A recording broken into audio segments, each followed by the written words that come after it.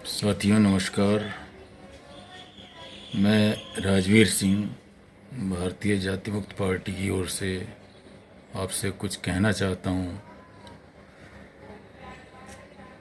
हालांकि आज कोरोना काल का इतना दुखद समय चल रहा है कि लाशों को जलाने के लिए भी लोगों के पास पैसा नहीं है और वो नदियों में लाशें बहाकर घर जा रहे हैं। अब आप सोचिए उनके दिल पर कितना भारी बोझ होगा जो वो इस तरह अपने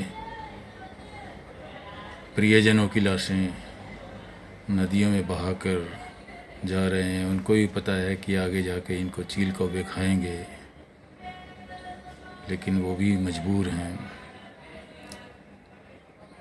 इस भयंकर विपत्ति के समय में भी मुझे कुछ ऐसे वीडियो जो है देखने को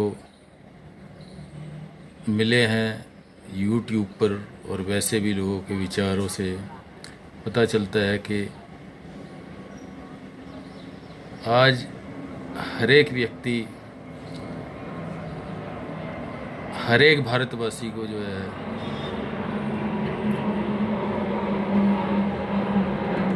पूरी तरह से बेईमान साबित करने के लिए तुले हुए हैं। और पूरी दुनिया बोल रही है कि भारत की आम जनता भ्रष्टाचारी है और उसके दिल में एक दूसरे के लिए दुख दर्द नहीं रह गया है। तो मैं ऐसे लोगों से ये पूछना चाहता हूँ कि क्या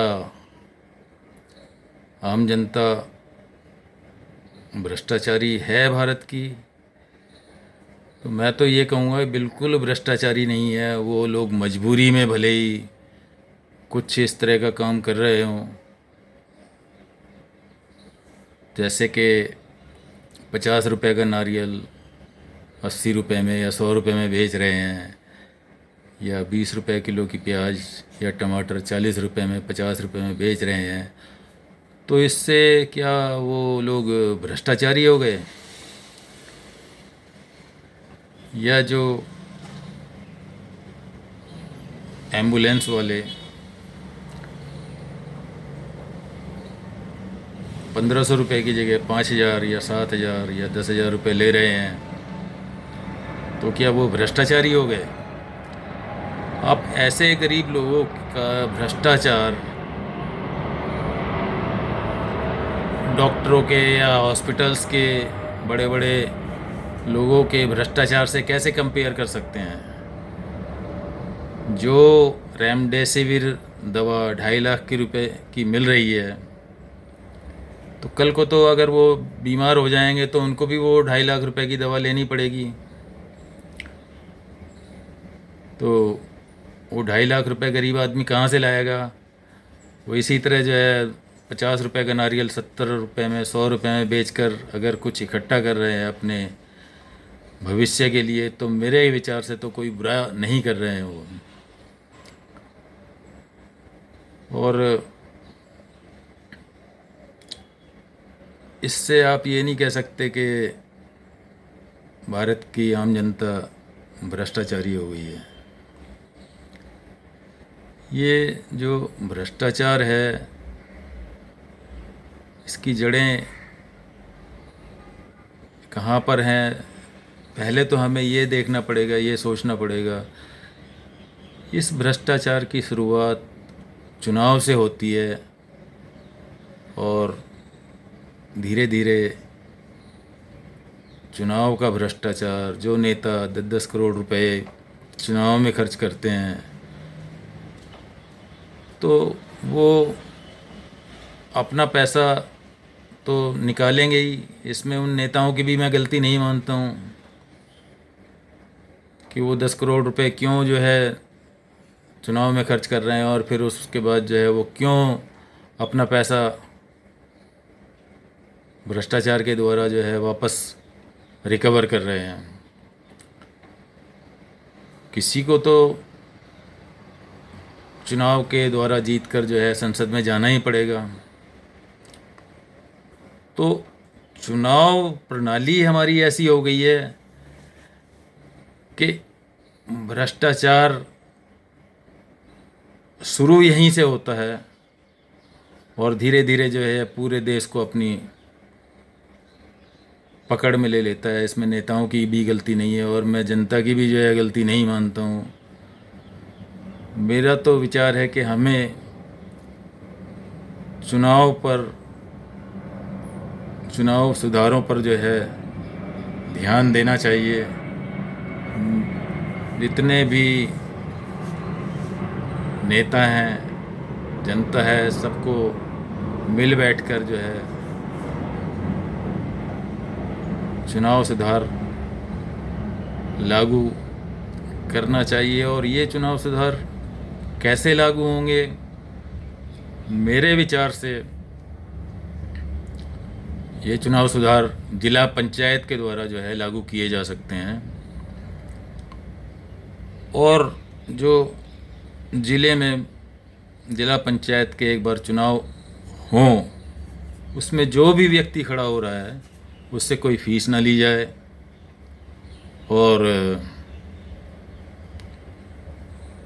उसको जितने भी वोट मिलते हैं उन वोट के हिसाब से जिला पंचायत में उसका स्थान नियत कर दिया जाए। तो वो 5 साल के लिए हमें नेताओं की एक ऐसी फौज मिल जाएगी ज़िले में, जहाँ की नेताओं की उसको हम नर्सरी कह सकते हैं, जहाँ छोटा बड़ा हर तरह का नेता आएगा और इस नर्सरी से सीखेगा, अपने ज़िले के लिए काम करेगा। फिर इस ज़िला पंचायत से हम विधानसभा के लिए और लोकसभा के लिए एमएलए और एमपी चुनकर भेज सकते हैं, अपने प्रतिनिधि भेज सकते हैं। उन पर हमारा नियंत्रण इस तरह रहेगा, यानी कि जिला पंचायत का नियंत्रण इस तरह रहेगा कि वो कभी भी उनको वापस बुला सकते हैं। तो मेरे विचार से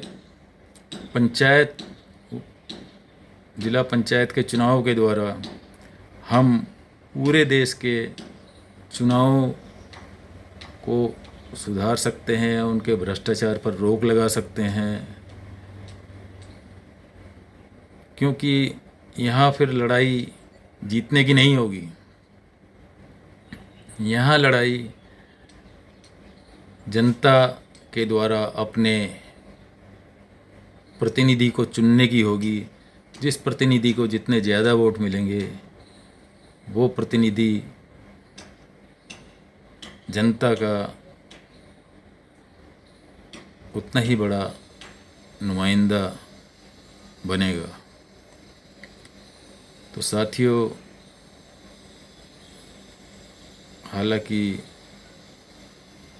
ये बहुत दुख भरा समय चल रहा है, लेकिन इस दुख के समय में ही हमें ये विचार भी करना है कि ये दुख कैसे दूर किया जाए, ताकि आगे हम कभी इस तरह की विपदा में आएँ या हमारा देश आए सामूहिक रूप से, तो हम सामूहिक रूप से निर्णय लेकर उन विपत्तियों से पार पा सकें। क्योंकि सामूहिक निर्णयों में ही देश का भला है। और जब जिला पंचायत में काफ़ी लोग चुनकर आएंगे तो ये जो हमारी भ्रष्टाचार की जातिवादी मानसिकता, ये सब धीरे धीरे ख़त्म हो जाएंगी और हम मिलकर, एक साथ मिलकर जो है काम करने लगेंगे, तभी देश आगे बढ़ पाएगा। धन्यवाद, नमस्कार।